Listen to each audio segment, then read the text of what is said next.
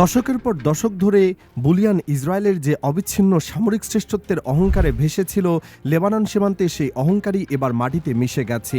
Billion ডলারের অত্যাধুনিক বায়ু প্রতিরক্ষা ব্যবস্থা যখন মাত্র কয়েকশো ডলারের একটি ক্ষুদ্র ড্রোনের কাছে নতুন করে নতি স্বীকার করছে, তখন যুদ্ধের গোটা সমীকরণ পাল্টে যাওয়ার আশঙ্কা তৈরি হয়েছে। লেবানন সীমান্তে চলমান উত্তেজনার মধ্যে এবার যুদ্ধের সম্পূর্ণ নতুন এক সমীকরণ সামনে এসেছে, যা ইসরায়েলের সামরিক বাহিনীর জন্য বড় ধরনের কৌশলগত চ্যালেঞ্জ তৈরি করেছে। দশকের পর দশক ধরে প্রচলিত সামরিক শক্তিতে বলিয়ান ইসরায়েল এবার এমন এক অদেখা এবং অসম যুদ্ধের মুখোমুখি হয়েছে, যার জন্য তারা সম্পূর্ণভাবে প্রস্তুত ছিল না।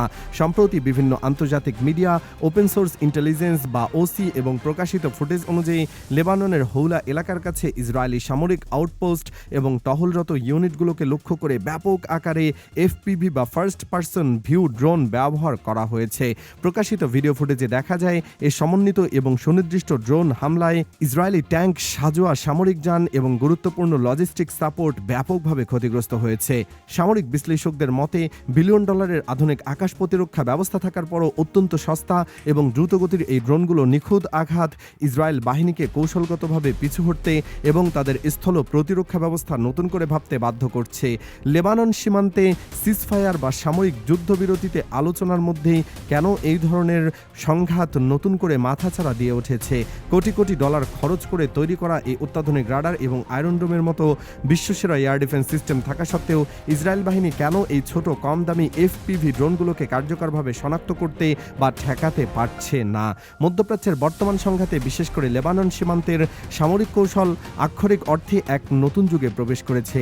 এতদিন ইসরায়েল বাহিনী তাদের অত্যাধুনিক মার্কাভা মার্ক 4 ট্যাঙ্ক, পঞ্চম প্রজন্মের ফাইটার জেট এবং প্রযুক্তিগত শ্রেষ্ঠত্বের উপর নির্ভর করে অত্যন্ত আত্মবিশ্বাসের সাথে অগ্রসর হচ্ছিল। তারা মনে করত আকাশপথের পূর্ণ নিয়ন্ত্রণ এবং ভারী সাজোয়া বহর থাকলে স্থল যুদ্ধে তাদের পরাজিত করা প্রায় অসম্ভব। কিন্তু সম্প্রতি লেবাননের দিক থেকে প্রকাশিত একটি রোমহর্ষক ভিডিও ফুটেজ বিশ্বের বড় বড় সামরিক বিশেষজ্ঞদের আকর্ষণ করেছে।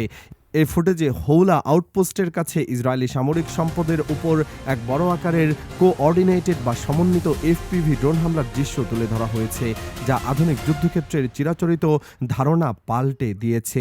এই যুদ্ধের আসল গেম চেঞ্জার হলো এফপিভি বা ফার্স্ট পার্সন ভিউ ড্রোন। এটি আধুনিক সমরবিদ্যার অন্যতম নতুন, সস্তা এবং অত্যন্ত কার্যকর সংযোজন। এই ড্রোনগুলো কোনো জিপিএস কোঅর্ডিনেট দিয়ে আগে থেকে প্রোগ্রাম করা থাকে না, বরং এগুলো দূর থেকে একজন দক্ষ পাইলট একটি বিশেষ ভিআর হেডসেটের মাধ্যমে নিয়ন্ত্রণ করেন। ড্রোনটিতে লাগানো হাই ডেফিনিশন ক্যামেরার দৃশ্য পাইলট সরাসরি তার চোখের সামনে দেখতে পান, ঠিক যেন তিনি নিজে ওই ড্রোনের ককপিটে বসে আছেন। এর ফলে পাইলট রিয়েল টাইম বা তাৎক্ষণিকভাবে লক্ষ্যবস্তুর দিকে ড্রোনটিকে নিখুঁতভাবে পরিচালনা করতে পারেন। প্রকাশিত ভিডিও ফুটেজ বিশ্লেষণ করে দেখা গেছে ড্রোনগুলো অত্যন্ত নিচ দিয়ে, গাছের ফাঁক দিয়ে বা ভবনের আড়াল দিয়ে উড়ে এসে ইসরায়েলের সামরিক যান এবং সাজোয়া বহরে সুনির্দিষ্টভাবে আঘাত হানছে। সামরিক বিশেষজ্ঞদের মতে এই হামলার কৌশলগত তাৎপর্য অনেক গভীরে। ইসরায়েলের আয়রন ডোম, ডেভিড স্লিং বা অ্যারো 3 এর মতো কোটি কোটি ডলারের প্রতিরক্ষা ব্যবস্থাগুলো মূলত তৈরি করা হয়েছে আকাশের অনেক উপর দিয়ে উড়ে আসা ব্যালিস্টিক মিসাইল, ভারী রকেট বা বড় যুদ্ধ বিমান প্রতিহত করার জন্য। এই রাডারগুলো নির্দিষ্ট গতি এবং উচ্চতার উপর ভিত্তি করে টার্গেট লক করে, কিন্তু মাটির মাত্র কয়েক মিটার উপর দিয়ে উড়ে আসা প্লাস্টিক বা কার্বন ফাইবারের তৈরি ছোট এবং দ্রুত গতির এফপিভি ড্রোনগুলো এই শক্তিশালী রাডার সিস্টেমগুলোর জন্য এক বিশাল ব্লাইন্ড স্পট বা অন্ধ বিন্দু তৈরি করেছে। ড্রোনগুলো আকারে এতই ছোট এবং রাডার সিগনেচার এতটাই কম যে এগুলো অনেক সময় সাধারণ পাখির ঝাঁক বলে মনে হয়। ফলে অত্যাধুনিক সাজোয়া যানের ভেতরে বা সুরক্ষিত বাংকারে থাকা সত্ত্বেও ইসরায়েল গ্রাউন্ড ইউনিটগুলো এই ড্রোনের আকস্মিক আঘাতের মুখে সম্পূর্ণ অরক্ষিত হয়ে পড়েছে।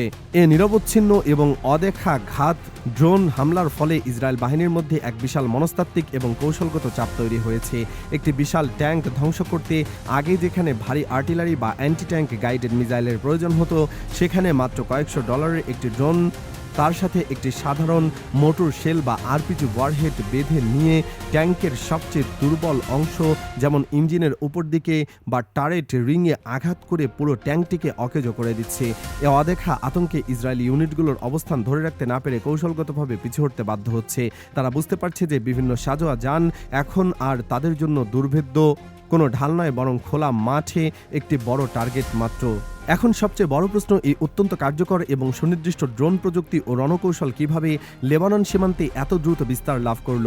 আন্তর্জাতিক ভূরাষ্ট্রিক বিশ্লেষকরা এর পেছনে একটি বৃহত্তর গ্লোবাল প্যাটার্ন বা বৈশ্বিক কাঠামোর ইঙ্গিত দিচ্ছেন। তাদের মতে এই নতুন রণাঙ্গনে পরোক্ষভাবে কৌশলগত মিত্রদের মডেল এবং প্রভাব কাজ করছে।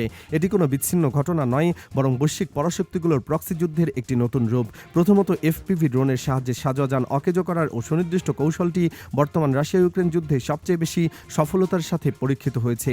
রুশ এবং ইউক্রেনীয় উভয় সামরিক বাহিনী প্রমাণ করেছে যে এই ছোট ড্রোনগুলো আধুনিক যুদ্ধের সবচেয়ে ভয়ঙ্কর অ্যাসিমেট্রিক বা অসম অস্ত্র।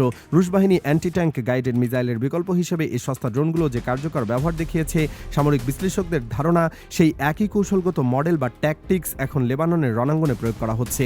ড্রোনের গতিবিধি, টার্গেট লক করার ধরন এবং ঝাঁকে ঝাঁকে আক্রমণ কৌশল সবকিছু রাশিয়া ইউক্রেন রণাঙ্গনের সুস্পষ্ট ছাপ রয়েছে। দ্বিতীয়ত, প্রযুক্তিগত সাপ্লাই চেইন বা সরবরাহের ক্ষেত্রে আন্তর্জাতিক বিশ্লেষকরা ইরানের দীর্ঘমেয়াদী ড্রোন কর্মসূচির প্রভাবের কথা উল্লেখ করেছেন।